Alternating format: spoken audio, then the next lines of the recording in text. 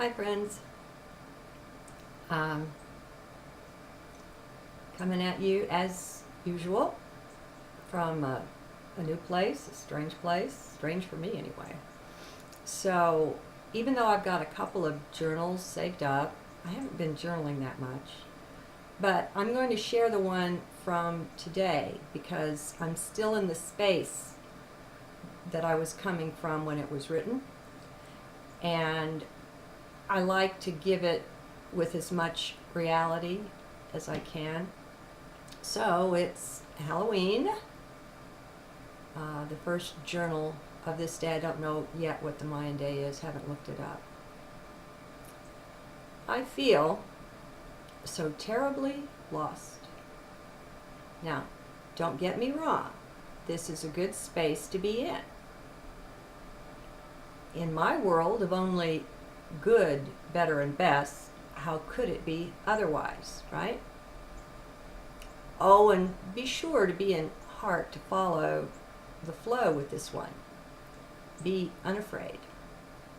Nothing can hurt you, my friends, not the real you. Nothing at all.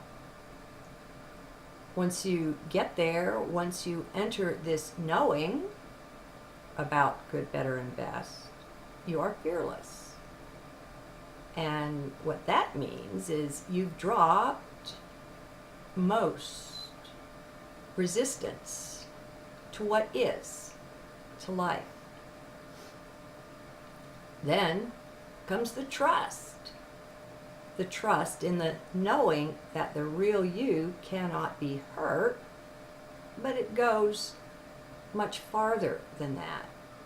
You begin to see that the whole thing, both the stage and the show and the actors themselves, are only love, are composed of that. Dropping all resistance, which means all fear, is really necessary to attain this perspective, for that's what it is, a new or maybe a very old angle of view. So, back to what's going on here, to this terribly lost feeling. So, what's with that, right? Well, I can't say that I know, but I suspect that knowing is here. Does that make any sense? Remember, this isn't some philosophy. This is my direct experience of things, and I don't ask them to make sense. Gave that up a good while ago. It's actually much easier this way. So, if knowing is here, then it may come through in the words of the journal. And that's been my experience anyway, so I open to that, to dropping resistance, to let it flow through. I don't care anymore.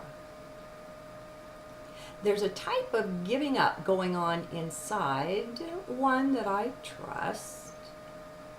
I have many lifetimes as an ascetic, a monk in a cave, as a yogi, a nun, or a recluse in convents, ashrams, monasteries.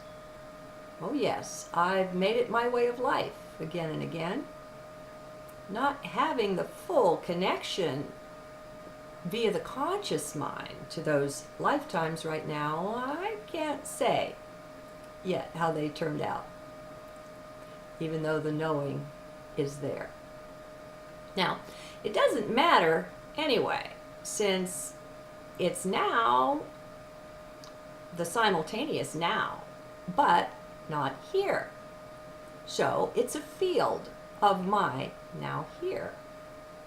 I mention it only for its influence on where I am today, now here. For a number of years, that's largely how I've lived this life, unconcerned with anything but Well, let's call it heart, but that's just a word. Though there were different words for it, or sometimes none, in those various lifetimes, it amounts to the same thing: our internal connection with Source, God, Allah, whatever. Some years ago, in the midst of the pain and the frustration with how that pain limited or seemed to limit my life, I came to a major turning point. A major decision was made. Going forward, I would make no move unless and until it originated from heart. I knew what it was like to be danced, to not be the doer of a deed that was being done, and I sought that for a way of life. I feel that it was a good move. During this walk, I've learned many things, and many things have just fallen away, being now of no concern, and I like that. I was able to basically disconnect from the ways, the mores of society, how we were all taught to behave. Now, all of that didn't come all at once, nor did all of it come easily, though most did. There were some rough spots when this or that seemed to have more of a hold on me than I'd realize. But overall, it's been a good ride. And this, I suppose, is where most of the breathing space was attained between me and the mind. So in many ways, it let me go free and let spirit be born in this space. Yet I come back to now here where this lost feeling abides, to look at that. There is a giving up going on yet again, but I welcome it. This is another turning point into what I don't yet know. I don't know what I was after by this living more or less as if in a cave, going out so seldom, being so simple in life. I can't say I was or ever have been really after anything in this life. Anything but oneness with Source. When I say giving up, I don't mean I've completely changed my stripes. Oh no, the mystic is still very much alive here. And yet, something, again, has changed. An experiment has come to a close, just today. I realize now that it's as if I've been waiting for something, watching for that, but for what, once again, I don't know. It's so strange, friends, how we can go years in particular ways without quite recognizing things that are so obvious once they are seen. People are amazing creatures. So, I consciously now let that go. I stop waiting. If now here isn't good enough as it is, then I quit. Any sort of waiting for something, even something unknown, takes the focus. It takes it off of being purely in the now here, puts the now here out of focus. It's future focus, so it's not good enough. It's as if it somehow gently pollutes the now moment, if you get my drift. So I give it up. That's where the lost feeling comes in. Somehow, even though It was an unknown something I was awaiting and not aware that I was awaiting. Yet that waiting was there, and that's what's been surrendered right now. It feels like disconnecting from a mooring, from an anchor of sorts. God, life is so very strange. Now, in a way, I'm quite glad for the strangeness. If we knew now here all that our greater self knows, we simply couldn't play these parts in 3D. In the presence of that knowing, it just wouldn't work. Nothing could be any sort of surprise, and nothing could go wrong. To be here where we are, we've accepted some of the screwiest beliefs one in spirit could imagine, such as belief in right or wrong, or that evil is anything other than the absence of light, as revealed by its spelling. Evil is just live spelled backwards, and that tells the tale. And our belief in time. We come into these forms to play a dramatically limited version of what we truly are. We take on beliefs in things such as the human concept of time, which in our right mind or higher self we know is just bosh, and yet we do it for joy. Go figure, right? It's rather nuts, but there you go. Don't, under any conditions, expect to deeply understand anything here.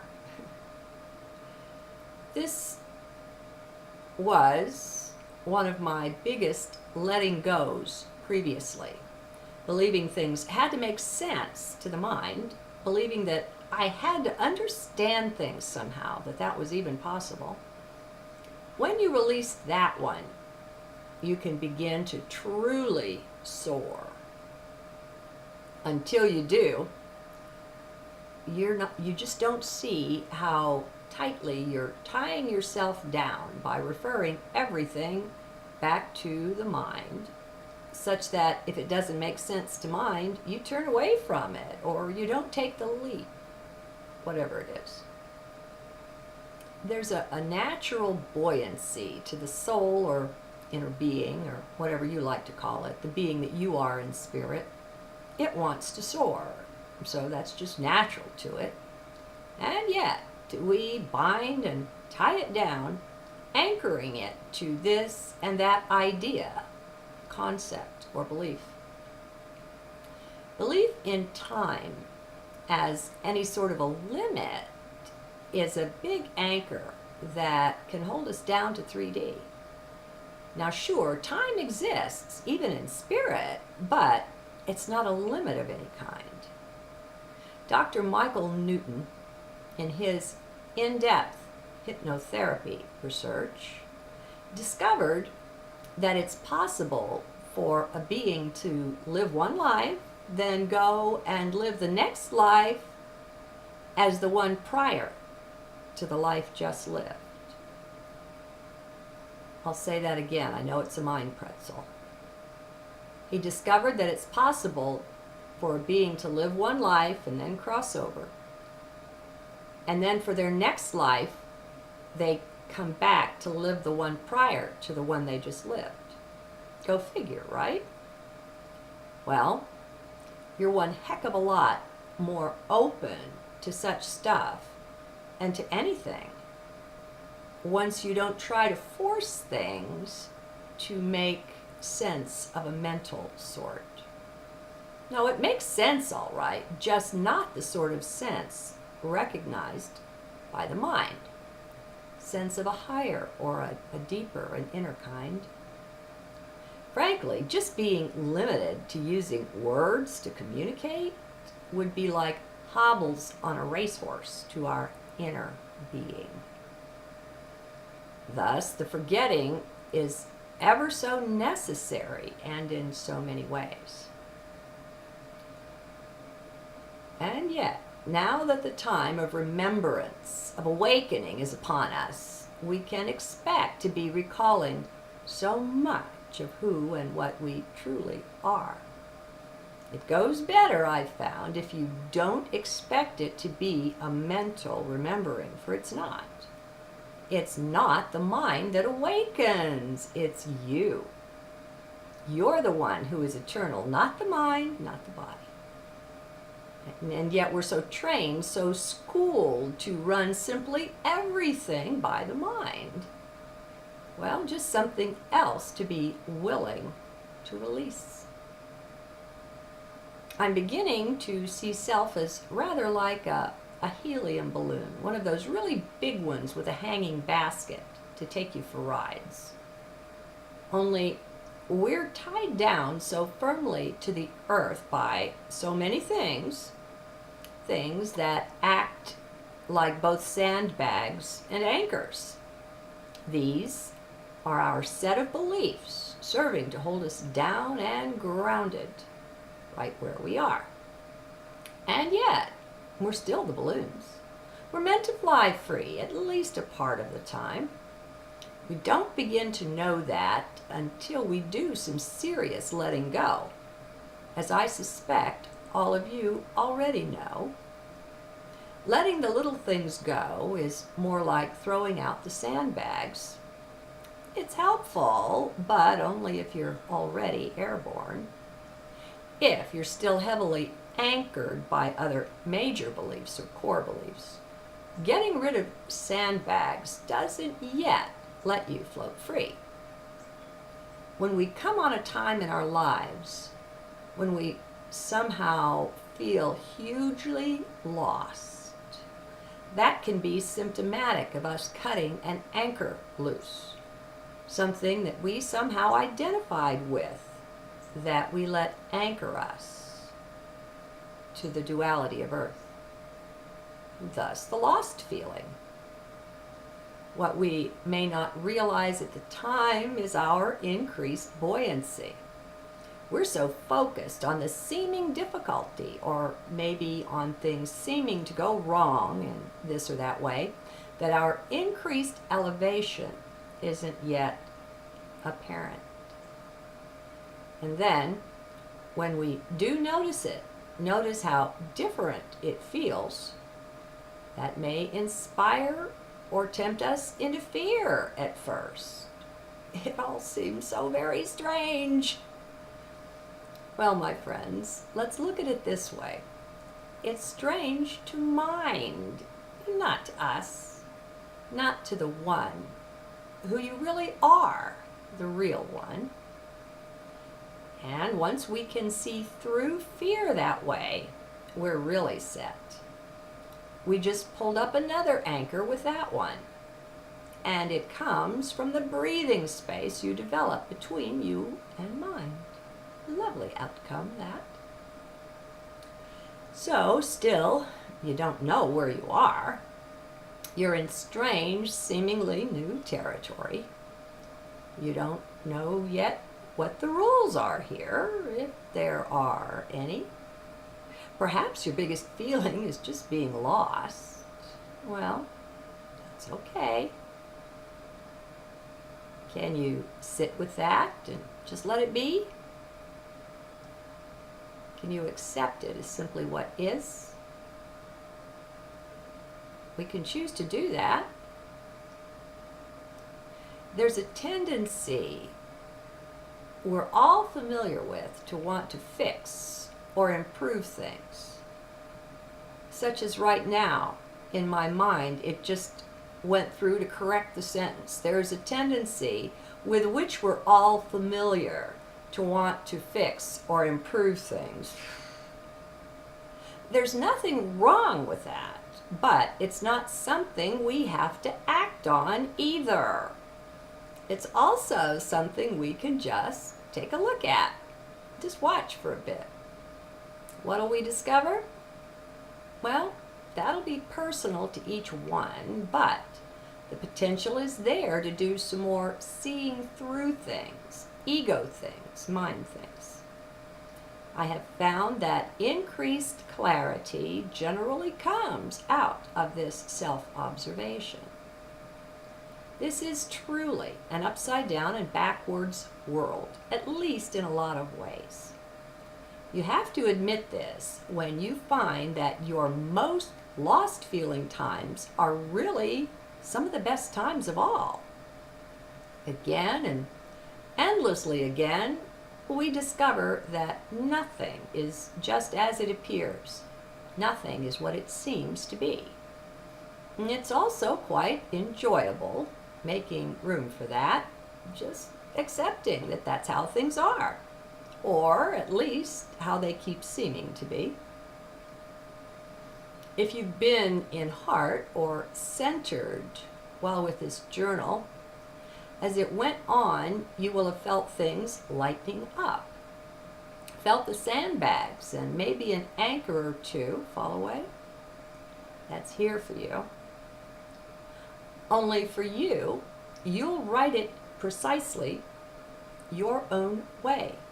My words won't quite carry the lift that you seek, the lift of which somehow you know you are capable. You will have to do it your own way. We all do.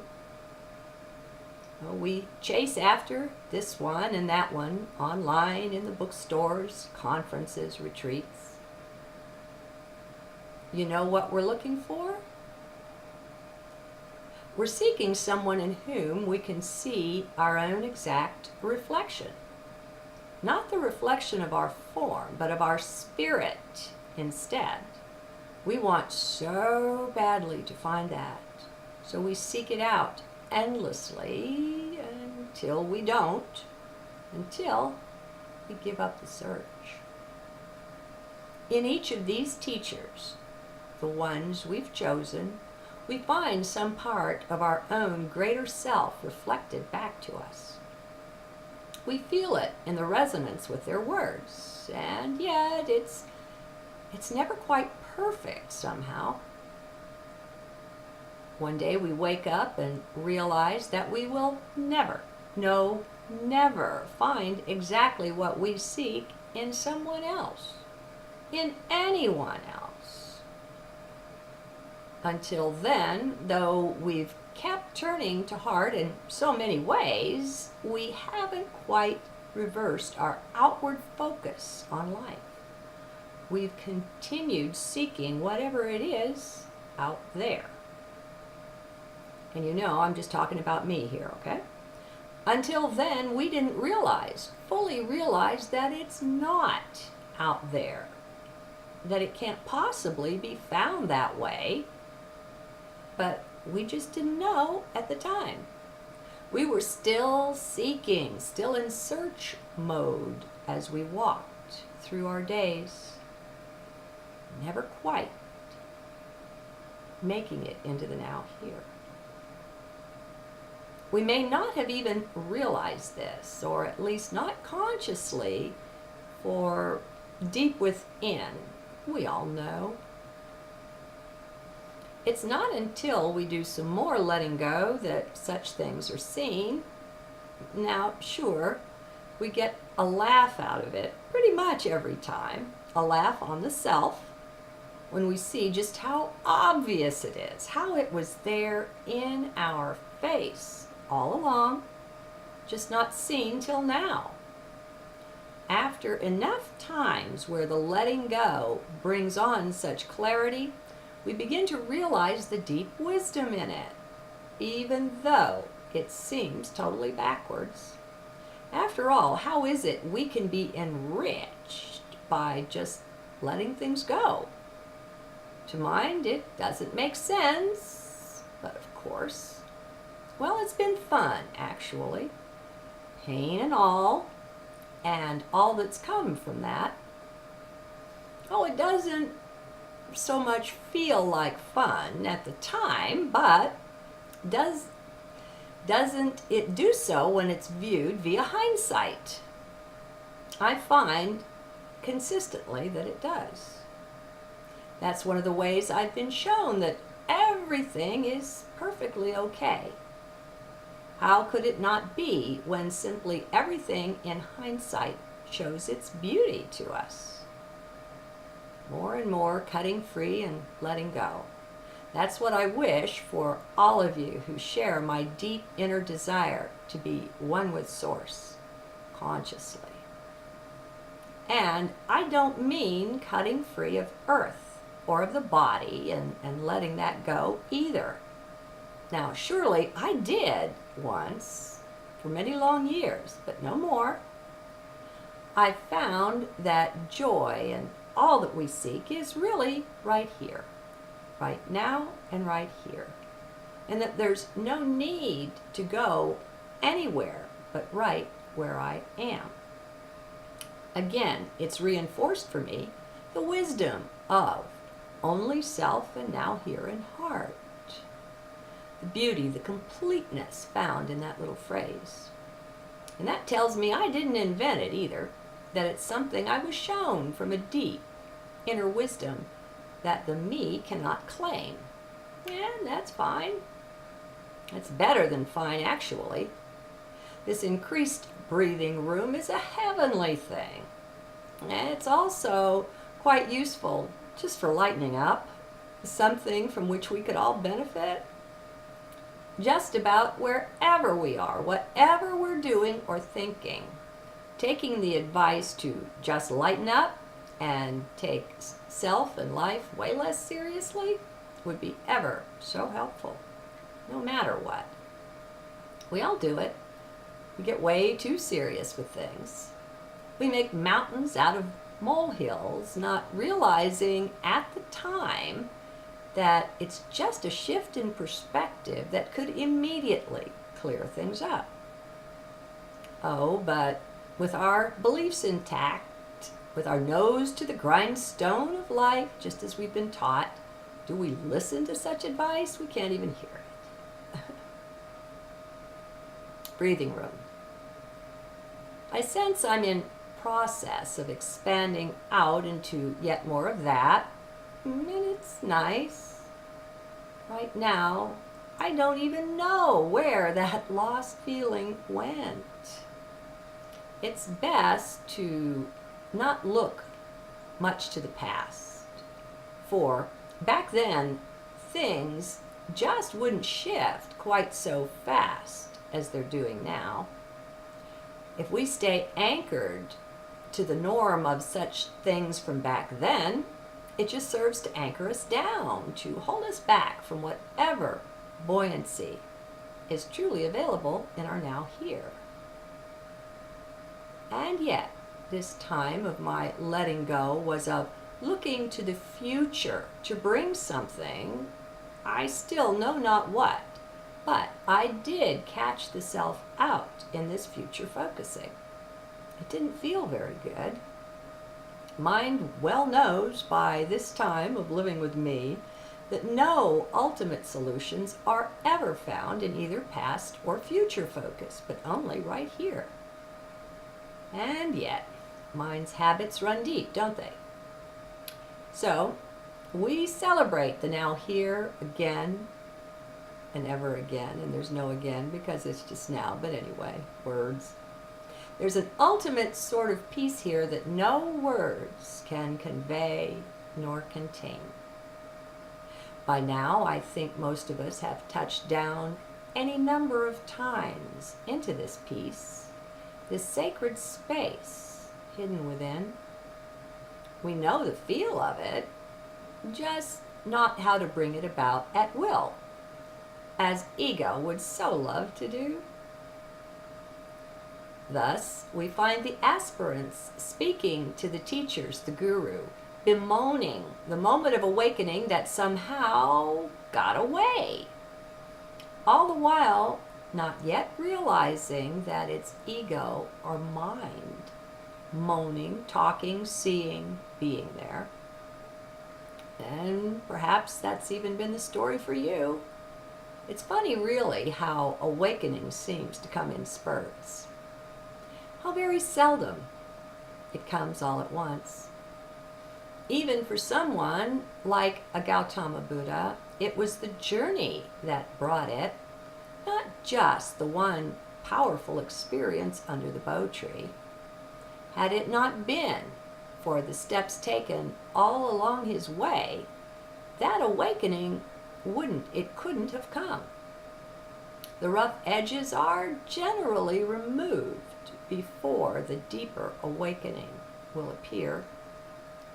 So let us each one then be content with our now here. Will you choose to set your sail that way? It's always available, just awaiting your pleasure in things. And though I know there is no end, as a turn of phrase, I'll say that in the end, it turns out that all of our seeking was only resistance instead. Our resistance to whatever appeared, to whatever is in our now. As we're moving on in awakening, the awakening ones can see that all seeking was the holding back of awakening, which was and is always there within, right now and right here. That which we sought, some of us traveling the whole world in our looking, wasn't ever found out there. All the while, as we in our outward focus sought it in the world or in others or in practices of this or that kind, such as in caves or as monks and the like, all the while that which we sought awaited us quietly within. It was and is always within.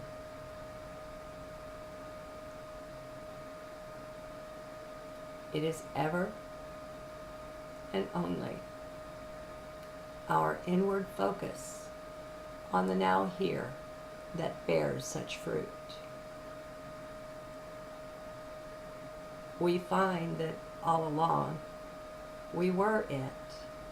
We were, in effect and reality, that which we sought. Oh, and what good-humored laughter erupts on the sighting.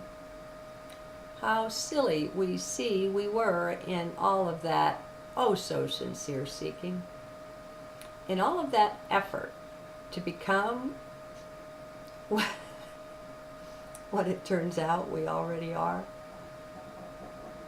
If you can't laugh at that, as Kismet snored at it, then you will when you're ready. Laughter itself, I think, is a very good sign. Not derisive, unkind laughter, not at all. I mean the deep, robust, sometimes even gut-splitting great humor that appears out of the self that was, and oh, so very seriously seeking it truly didn't know what. This is the laughter that just erupts. It does you, you don't do it. And yet, sometimes it also comes with just a wry smile. Both ways, it feels really good though. I guess that taking the self and life far less seriously is a really good prescription for a better life. Only not better in the time yet to come, but in that which is only now here. I don't find any answers at all from anything outside the now. By being loyal to just keep returning focus to that, then things are shown, and then clarity comes. We won't always know in what ways we've got parts of us subtly looking either to the past or the future. These things often must be shown to us by life, by others, by circumstances, our guides, whatever. Somehow, though, if we're open and if our sails are trimmed in alignment with our inner self's guidance, we will always be shown. What's brought before our gaze is always and ever the very best possible thing, too. Even and perhaps especially when it seems to hurt. At those moments when it seems to hurt most, we can know we're onto something important. No, not the thing that seems to hurt, but what's behind that. Who is the I being hurt there? That's the great potential of such times. The ability to take a step back and shift perspective on whatever it is. That's the jewel in the center of the lotus, it seems to me. The gift of great worth. Just knowing that it's all perfect, just as it is. So, I'm sure you see how it's all backwards somehow, again and yet again. I found it to be faithfully so, such that I call the realm of 3D the backwards realm. I thank Source that we're not limited to only the one dimension we find ourselves in, to 3D. It is our multi-dimensionality that comes to the rescue, forever offering varying perspectives on things, such that no matter what we're seeing, by shifting our angle of view, it can totally morph. How amazing is that? Namaste.